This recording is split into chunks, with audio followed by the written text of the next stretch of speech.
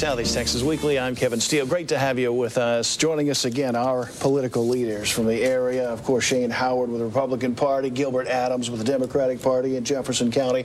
Unemployment across the nation is high. In Southeast Texas, we're still topping 9%. In California, unemployment has now topped 12.6%. We're looking at ways to keep the state afloat.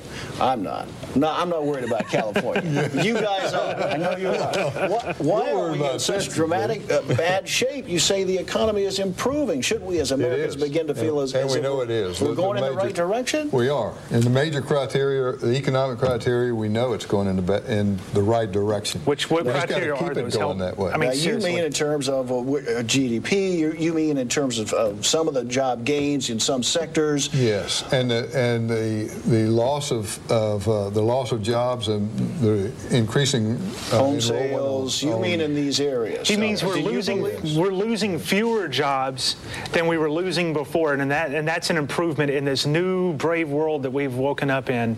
The growth in jobs has primarily come through hiring census workers, through major government hiring, because he won't tell you what sectors it's growing in. It's growing in part-time and government-type work. This is not a sustainable. What we are doing is not sustainable. We are spending money. Earlier, you wanted to talk about deficits. What I showed you took 8 years. We did 3 times that amount in 1 year, and you think it's a good thing. That's dangerous, Gilbert. We are going under. California is bankrupt. New Jersey is bankrupt. New York is bankrupt. There you go. And if you look at these, these states, that's a Republican saying. Rocks are falling out of the sky, but the Republicans don't want to do anything. Gilbert, the Republicans want to sit on their I'm not in the state that actually said that we couldn't even pay our workers and that we would have to give them IOUs. That welcome to California and welcome to liberal-type policies that spend money like crazy. The right, don't forget, radical right don't forget that from 2008, 2000 that's where we are. 2000, radical right. See, that's a term we haven't heard for some time. From the year radical 2001 right, the extreme, to 2008. the fundamentalist. You know, we haven't heard that for some time. Immigration reform in this country. We collected, Kevin. But now that is a Tea Party situation, which we'll talk about in moments. Quick words, though, however, first, on immigration reform in this country, where the Obama administration is going to take us with regard to that, how we're going to handle immigration reform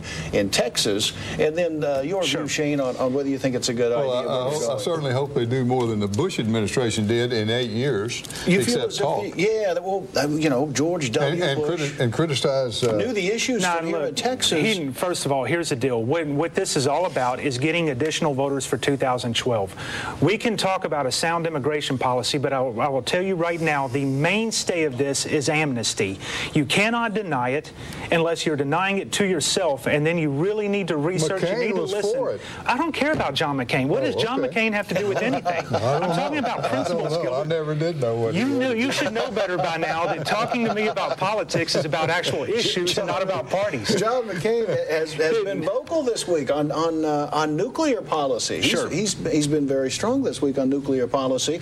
The amnesty question: can we really afford in a day and age in which financially we are certainly by any measure not on the best of terms? Can we really afford to legalize and thus pay services for on the order of 12 million illegal immigrants? Can we provide amnesty? And is it amnesty in your view? Well, I don't think we can do it for 12 million. I think there are some cases where amnesty is appropriate. I think some of the Republicans agree to it. McCain has thought that. Even Dick Armey has been criticized for some of his positions on some amnesty. Is it the Democratic view that it's maybe the only way to go about changing the system and reforming a system that clearly has not worked? Well, that first thing is what about stopping the influx, at least having some better controls over who comes in, what their qualifications are, and are you satisfied that Austin has done enough? I'm talking about not having just open borders, which has existed under the Bush administration. Okay, your view on this? We have three different groups of people that come into this country basically for three different reasons. We have people that come to profit from the benefit system that we have have people that come to break the law, and we have people that come to work. Two of those three are a problem, and there is nothing that will come out of this immigration plan that is going to address that. We can't afford to take care of our own citizens right now. And listen, when we talk, tax revenues increased during President Bush's tenure through those tax cuts. We actually increased revenues to the federal government. We spent it all, and that was wrong. It was horrible. But continuing the same under a different party and under a different president is not a better thing. Republican leadership in Washington I am the Republican leadership. That how about that? We were wrong, that we made an error. You won't hear one of them saying that. We've got to move on, Talk about the principles. We've got to move, gentlemen, to the Tea Party rallies all across this country. Wasn't it impressive?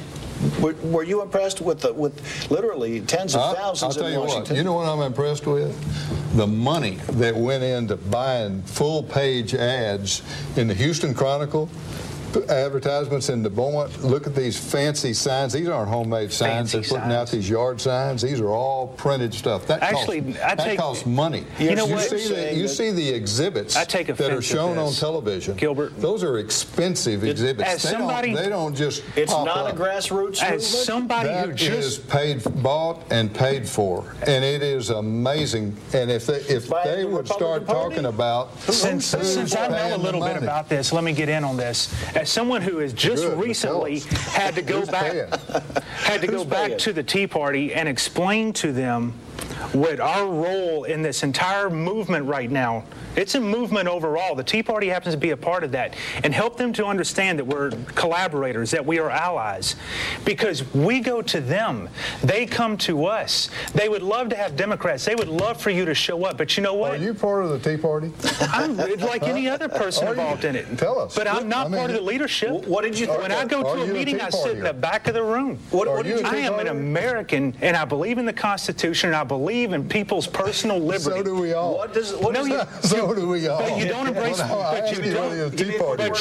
Embrace policies that actually do anything to enhance liberty or embrace the Constitution. Let me get a quick word. No, I do. You might not feel that way, but it's true. We do it for all people. Both sides. With other people's money. Really, with both sides. The approval rating of the president, according to different polls, you see different things. One poll shows him at 49%. The approval rating for the president seems to be very, very low, the lowest he's been since taking office. The Republican leadership, quite honestly, has also faced deep levels of dissatisfaction in some of the polls. Below the president. Your best buddy, former President Bill Clinton, has come out this week to say I'm proud of him. that we learned from Oklahoma City that a certain degree of dissatisfaction in the government can be dangerous. He likens the actions of Timothy McVeigh at the Oklahoma City bombing and says that the climate, that the atmosphere is as poisonous now as then.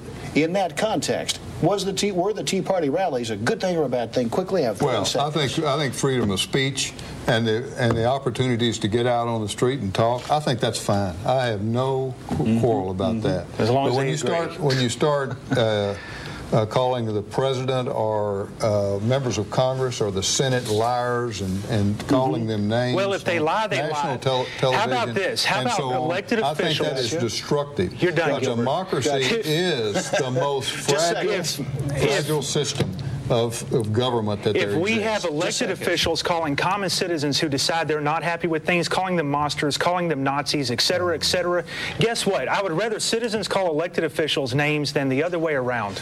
How about that? Thank you very much. And both of you will join me, of course, in saying our best wishes to Joe Desotel. Yes, yes, absolutely. He's a good friend, actually. It's been a tough week this week with an open heart surgery, and we want to extend our best wishes. God bless you. Thank you for doing that. Absolutely. Thank you, gentlemen, very much. Appreciate it. Great. Thank you. In a couple of weeks. We'll see you very soon, and we'll be back with more Southeast Texas Weekly right after this.